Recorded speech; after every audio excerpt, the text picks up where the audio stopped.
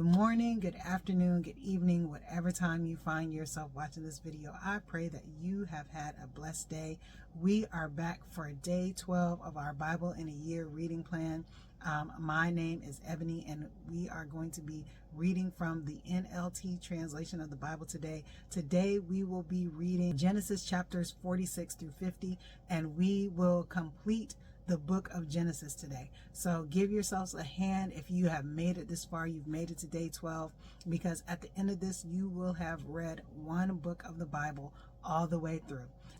But let's jump back into the story of Jacob and his preparation to reunite with his son Joseph in Egypt. So Jacob set out for Egypt with all his possessions, and when he came to Beersheba, he offered sacrifices to the God of his father Isaac. During the night, God spoke to him in a vision. "Jacob, Jacob," he called. "Here I am," Jacob replied. "I am the God of your father," the voice said. "Do not be afraid to go down to Egypt, for there I will make your family into a great nation.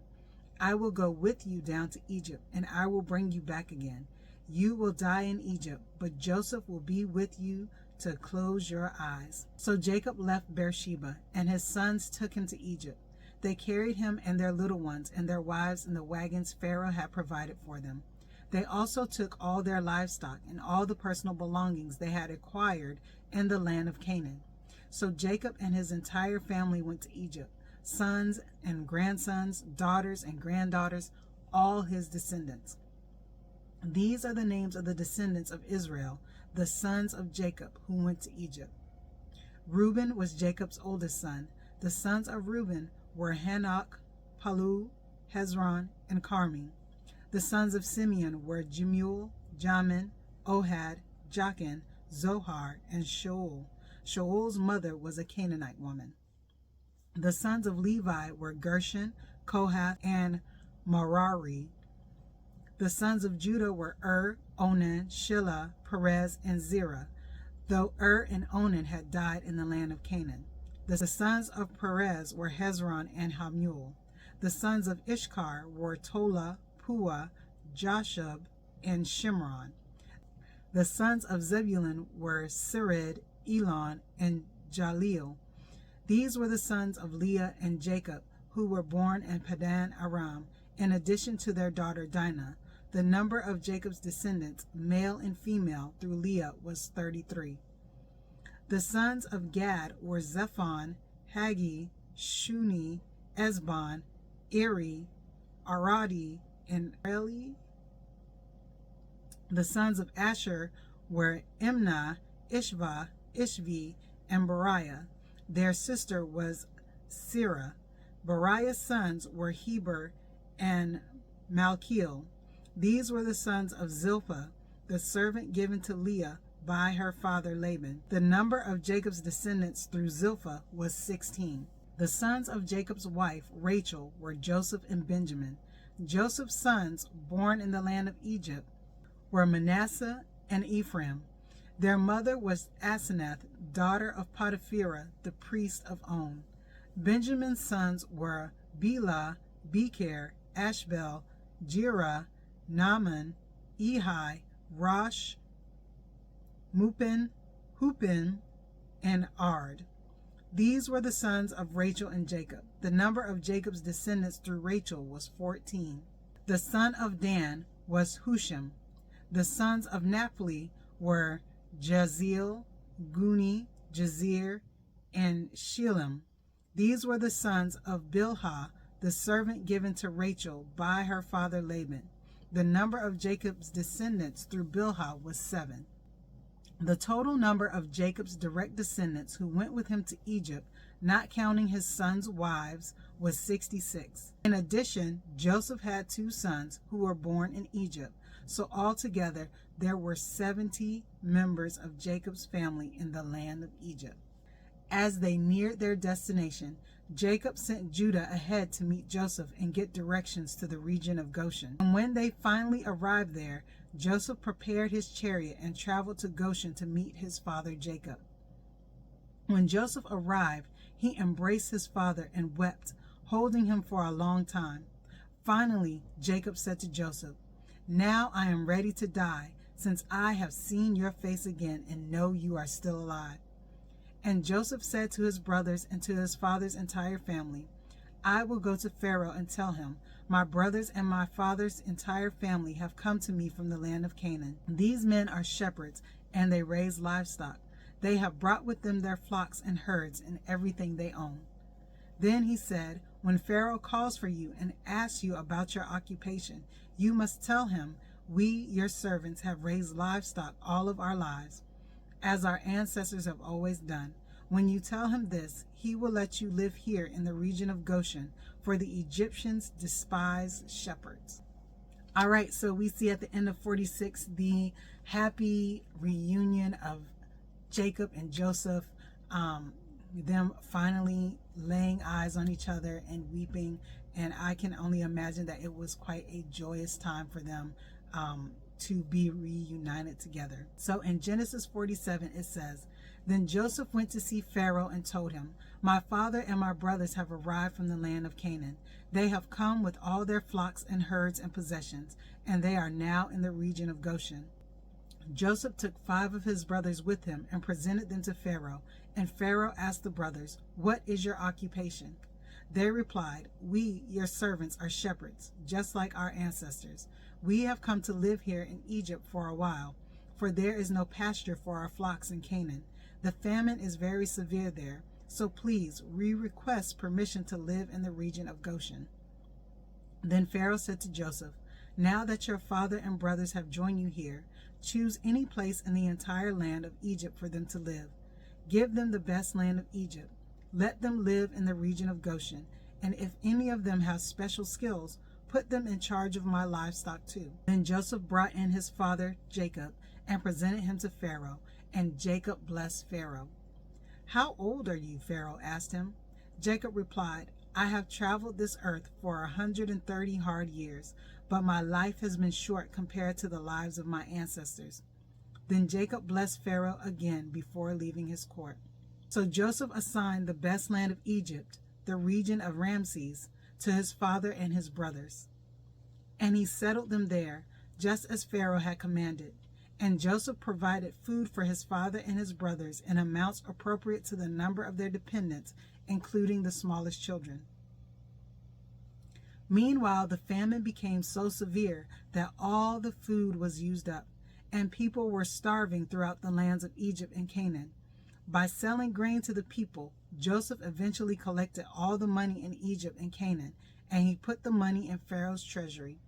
When the people of Egypt and Canaan ran out of money, all the Egyptians came to Joseph. 'Our money is gone,' they cried, 'but please give us food, or we will die before your very eyes.' Joseph replied, 'Since your money is gone, bring me your livestock. I will give you food in exchange for your livestock.' So they brought their livestock to Joseph in exchange for food. In exchange for their horses, flocks of sheep and goats, herds of cattle and donkeys, Joseph provided them with food for another year. But that year ended, and the next year they came again and said, 'We cannot hide the truth from you, my lord. Our money is gone, and all our livestock and cattle are yours. We have nothing left to give but our bodies and our land. Why should we die before your very eyes? Buy us and our land in exchange for food. We offer our land and ourselves as slaves for Pharaoh. Just give us grain so we may live and not die, and so the land does not become empty and desolate.' So Joseph bought all the land of Egypt for Pharaoh. All the Egyptians sold him their fields because the famine was so severe, and soon all the land belonged to Pharaoh. As for the people, he made them all slaves. From one end of Egypt to the other, the only land he did not buy was the land belonging to the priests. They received an allotment of food directly from Pharaoh, so they didn't need to sell their land. Then Joseph said to the people, 'Look, today I have bought you and your land for Pharaoh. I will provide you with seed so you can plant the fields. Then when you harvest it, 1/5 of your crop will belong to Pharaoh. You may keep the remaining 4/5 as seed for your fields and as food for you, your household, and your little ones.' 'You have saved our lives,' they exclaimed. 'May it please you, my lord, to let us be Pharaoh's servants.' Joseph then issued a decree still in effect in the land of Egypt. that Pharaoh should receive 1/5 of all the crops grown on his land. Only the land belonging to the priests was not given to Pharaoh. Meanwhile, the people of Israel settled in the region of Goshen in Egypt. There they acquired property, and they were fruitful, and their population grew rapidly. Jacob lived for 17 years after his arrival in Egypt, so he lived 147 years in all. As the time of his death drew near, Jacob called for his son Joseph and said to him, "Please do me this favor. Put your hand under my thigh and swear that you will treat me with unfailing love by honoring this last request. Do not bury me in Egypt. When I die, please take my body out of Egypt and bury me with my ancestors." So Joseph promised, "I will do as you ask." "Swear that you will do it," Jacob insisted. So Joseph gave his oath, and Jacob bowed humbly at the head of his bed. Amen. So that is the end of chapter 47. We see that the famine has become so severe that the people had to sell everything. The Israelites, Jacob's family is prospering in the land of Goshen. And so we see at the end of Genesis 47 that Jacob is making Joseph promise not to leave his bones, not to bury him in Egypt, but to take him back to the land of Canaan. All right, in Genesis 48, it says, "One day, not long after this, word came to Joseph, 'Your father is failing rapidly.' So Joseph went to visit his father, and he took with him his 2 sons, Manasseh and Ephraim. When Joseph arrived, Jacob was told, 'Your son Joseph has come to see you.' So Jacob gathered his strength and sat up in his bed. Jacob said to Joseph, 'God Almighty appeared to me at Luz in the land of Canaan and blessed me. He said to me, I will make you fruitful, and I will multiply your descendants. I will make you a multitude of nations, and I will give this land of Canaan to your descendants after you as an everlasting possession. Now I am claiming as my own sons these 2 boys of yours, Ephraim and Manasseh, who were born here in the land of Egypt before I arrived. They will be my sons, just as Reuben and Simeon are. But any children born to you in the future will be your own, and they will inherit land within the territories of their brothers Ephraim and Manasseh. Long ago, as I was returning from Padan Aram, Rachel died in the land of Canaan. We were still on the way, some distance from Ephrath, that is Bethlehem. So with great sorrow I buried her there beside the road to Ephrath.' Then Jacob looked over at the 2 boys. 'Are these your sons?' he asked. 'Yes,' Joseph told him. 'These are the sons God has given me here in Egypt.' And Jacob said, 'Bring them closer to me so I can bless them.' Jacob was half blind because of his age and could hardly see. So Joseph brought the boys close to him, and Jacob kissed and embraced them. Then Jacob said to Joseph, 'I never thought I would see your face again, but now God has let me see your children too.' Joseph moved the boys, who were at their grandfather's knees, and he bowed with his face to the ground. Then he positioned the boys in front of Jacob. With his right hand he directed Ephraim toward Jacob's left hand, and with his left hand he put Manasseh at Jacob's right hand. But Jacob crossed his arms as he reached out to lay his hands on the boys' heads. He put his right hand on the head of Ephraim, though he was the younger boy, and his left hand on the head of Manasseh, though he was the firstborn. Then he blessed Joseph and said, 'May the God before whom my grandfather Abraham and my father Isaac walked, the God who has been my shepherd all my life to this very day, the angel who has redeemed me from all harm, may he bless these boys. May they preserve my name and the name of Abraham and Isaac, and may their descendants multiply greatly throughout the earth.' But Joseph was upset when he saw that his father placed his right hand on Ephraim's head. So Joseph lifted it to move it from Ephraim's head to Manasseh's head. 'No, my father,' he said, 'this one is the firstborn. Put your right hand on his head.' But his father refused. 'I know, my son, I know,' he replied. 'Manasseh will also become a great people, but his younger brother will become even greater, and his descendants will become a multitude of nations.' So Jacob blessed the boys that day with this blessing. The people of Israel will use your names when they give a blessing. They will say, "May God make you as prosperous as Ephraim and Manasseh." In this way, Jacob put Ephraim ahead of Manasseh. Then Jacob said to Joseph, "Look, I am about to die, but God will be with you and will take you back to Canaan, the land of your ancestors. And beyond what I have given your brothers, I am giving you an extra portion of the land that I took from the Amorites with my sword and bow." All right, so we are at the end of Genesis 48. Jacob has blessed Joseph's sons and has made the youngest greater than the oldest in this instance, but he still pronounced a blessing on them. And so now we are going to read Genesis chapter 49 and hear what Jacob's last words were. Then Jacob called together all his sons and said, "Gather around me. I will tell you what will happen to each of you in the days to come. Come and listen, you sons of Jacob. Listen to Israel, your father. Reuben, you are my firstborn, my strength, the child of my vigorous youth. You are first in rank and first in power, but you are as unruly as a flood, and you will be first no longer. For you went to bed with my wife, you defiled my marriage couch. Simeon and Levi are two of a kind. Their weapons are instruments of violence. May I never join in their meetings. May I never be a party to their plans.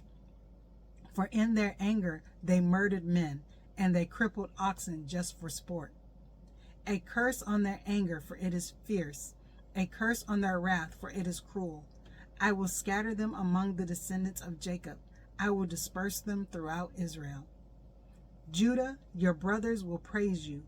You will grasp your enemies by the neck. All your relatives will bow before you. Judah, my son, is a young lion that has finished eating his prey. Like a lion crouches and lies down, like a lioness who dares to rouse him. The scepter will not depart from Judah, nor the ruler's staff from his descendants, until the coming of the one whom it belongs, the one whom all nations will honor. He ties his foal to a grapevine, the colt of his donkey to a choice vine. He washes his clothes in wine, his robes in the blood of grapes. His eyes are darker than wine, and his teeth are whiter than milk. Zebulun will settle by the seashore and will be a harbor for ships. His borders will extend to Sidon. Ishkar is a sturdy donkey, resting between two saddle packs.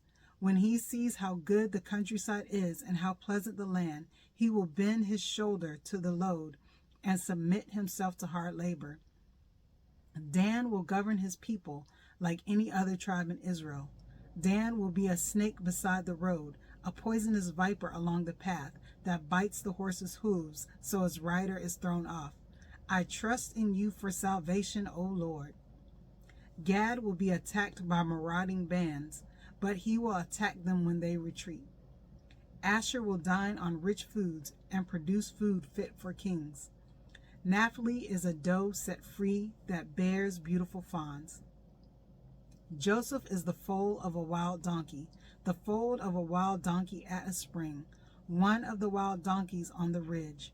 Archers attacked him savagely. They shot at him and harassed him.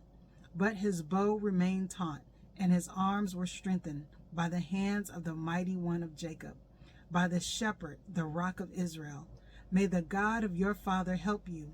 May the Almighty bless you with the blessings of the heavens above, and blessings of the watery depths below, and blessings of the breast and womb. May my fatherly blessings on you surpass the blessings of my ancestors, reaching to the heights of the eternal hills. May these blessings rest on the head of Joseph, who is a prince among his brothers.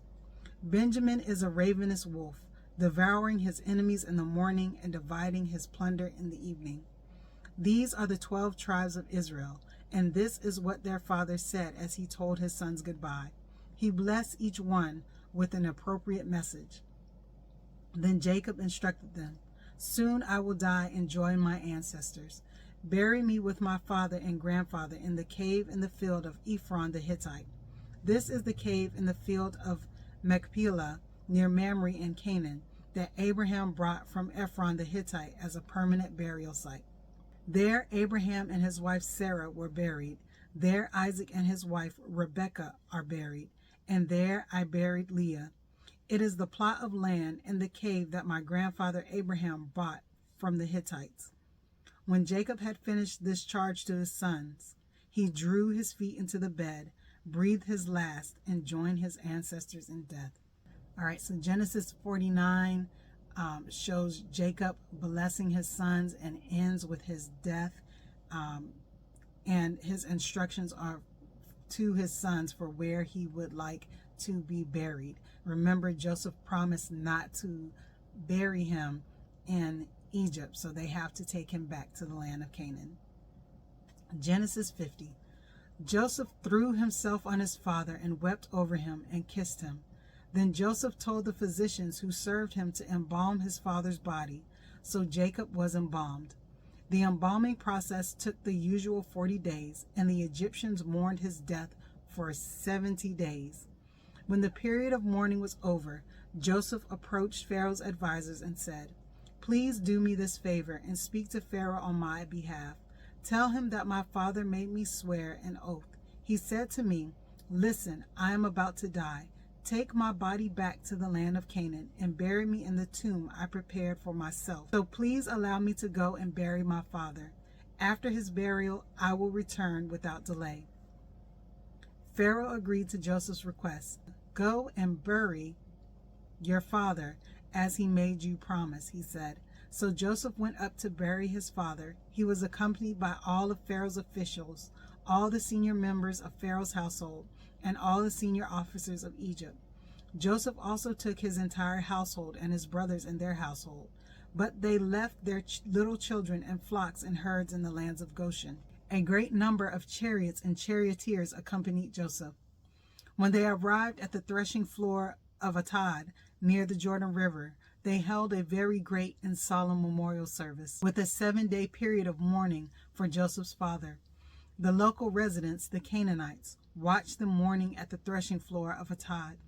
Then they renamed that place, which is near the Jordan, Abel Mizraim, for they said, "This is a place of deep mourning for these Egyptians." So Jacob's sons did as he commanded them. They carried his body to the land of Canaan and buried him in the cave in the field of Machpelah near Mamre. This is the cave that Abraham had bought as a permanent burial site from Ephron the Hittite. After burying Jacob, Joseph returned to Egypt with his brothers and all who had accompanied him to his father's burial. But now that their father was dead, Joseph's brothers became fearful.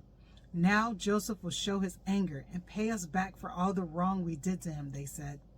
So they sent this message to Joseph: "Before your father died, he instructed us to say to you, 'Please forgive your brothers for the great wrong they did to you, for their sin in treating you so cruelly. So we, the servants of the God of your father, beg you to forgive our sin.'"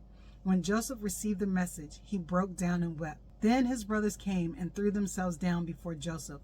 "Look, we are your slaves," they said.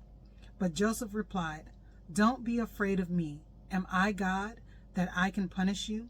You intended me harm, but God intended it all for good. He brought me to this position so I could save the lives of many people. No, don't be afraid. I will continue to take care of you and your children." So he reassured them by speaking kindly to them. So Joseph and his brothers and their families continued to live in Egypt. Joseph lived to the age of 110. He lived to see 3 generations of descendants of his son Ephraim, and he lived to see the birth of the children of Manasseh's son Machir, whom he claimed as his own. "Soon I will die," Joseph told his brothers, "but God will surely come to help you and lead you out of this land of Egypt. He will bring you back to the land he solemnly promised to give to Abraham, to Isaac, and to Jacob." Then Joseph made the sons of Israel swear an oath, and he said, "When God comes to help you and lead you back, you must take my bones with you." So Joseph died at the age of 110. The Egyptians embalmed him, and his body was placed in a coffin in Egypt. All right, so that is the end of Genesis chapter 50. We see that the brothers fulfill their promise and go and bury their father Jacob in the land of Canaan. And then this story wraps up with the death of Joseph, who died at a ripe old age of 110. So this concludes the book of Genesis. We have covered Genesis chapters 46 to 50 today on day 12 of our Bible in a Year reading plan. We have finally finished Genesis. When we pick back up on day 15, we will be starting in the book of Exodus. So I hope you look forward to reading that. The next 2 days are our catch-up days. So if you've fallen behind, don't forget, take your time, continue reading. If you have any thoughts that you would like to share, please leave them down in the comment section and I will respond back to you. Don't forget to like and subscribe to the channel. But all right, you all have a blessed and wonderful day, and I will see you in the next video. Bye.